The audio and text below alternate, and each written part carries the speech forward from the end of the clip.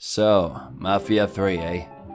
Let's start off with saying I'm a massive fan of the franchise. Ever since I played the demo of Mafia 1 back in 2002, I've been hooked on the atmosphere. The story gripped me in a way that no other game has done before. And then came Mafia 2 back in 2010. And again, this game was rock solid. A compelling story, the dynamic between Jose and Vito gripped, the gameplay was excellent and the graphics looked amazing. Needless to say, I've been dying to check this game out. I started live streaming this game together with some of you, and together we checked out what this game was all about. And it's not great. Actually, it's pretty shit. But before we get into the negative, let's talk about the positive. Mafia 3 takes place in the 60s, so the settings, the feel, the aesthetics are all there, and they are solid. The city at times feels alive and very well made. The gameplay feels good enough, nothing spectacular, yet definitely not bad. What really stands out is the shooting, especially after the 60 frames a second patch we got released on the 9th at midnight. It plays very well. Also, I'd like to point out that at times, the graphics look pretty sweet. Now hold your fire in the comment section, don't go all like, oh my god, I'm a burst that the graphics look like shit. Cause the graphics definitely come back in the negative portion of the review. The voice acting is spot on, the four main characters have a good dynamic and the cutscenes, yeah, they look pretty amazing. So overall, it sounds like a pretty good game, right? Well, not really, unfortunately. So along the line, since my first playthrough, I started losing interest in playing the game. Let's put up front. I'm not one to put graphics in front of everything. So yes, the game doesn't look well at times. At all.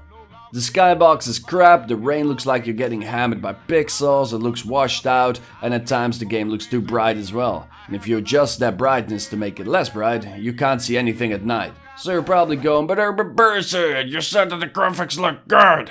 Yes, I did. At times. At times in this game looks really amazing. But it's such an immersion breaker that if you play the game and you're like, oh, this game looks amazing. And then you look up to the sky and you're thinking to yourself, damn, GTA 3 had a better skybox than this. But again, this is not the main reason why I lost interest in this game. It's just very, very repetitive.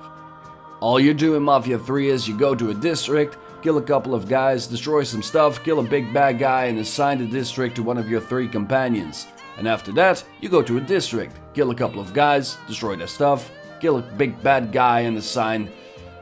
rinse and repeat over and over until you actually lose track of what you're doing altogether. I got 30 to 40 hours into this game and it pains me to say I lost all interest in playing this game. The storyline is just not interesting enough.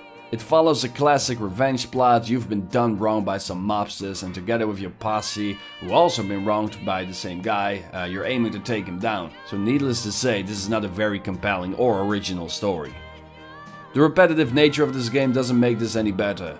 I told people on the livestream I wanted to enjoy this game, enjoy the story, but after 10 hours I just simply lost track of what I was doing by doing the same thing over and over. So for a game that's as heavily story driven as Mafia, that is not a good thing. So next stop on the ball-buster train is the glitches. Pre-patch, I got 2 crashes. Now I have a very forgiving nature, so I let those slide.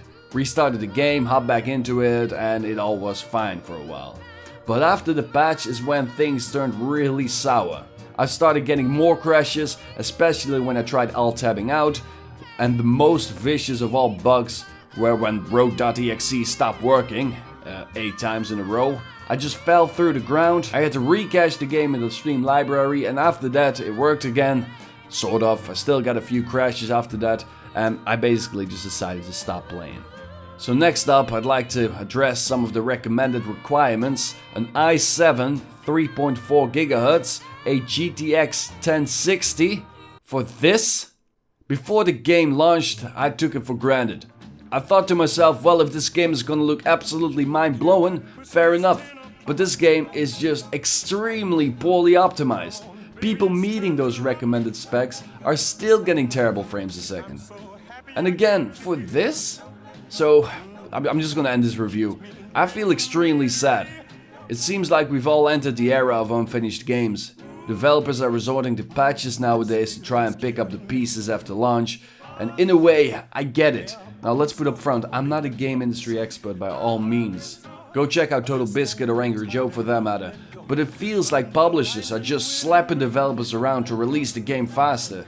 The simple 60 frames a second patch that released a few days later was a clear indicator of that. Why not release that right away? Because the game is simply not done. Long story short, this game is mediocre at best. Rent this game, don't buy it.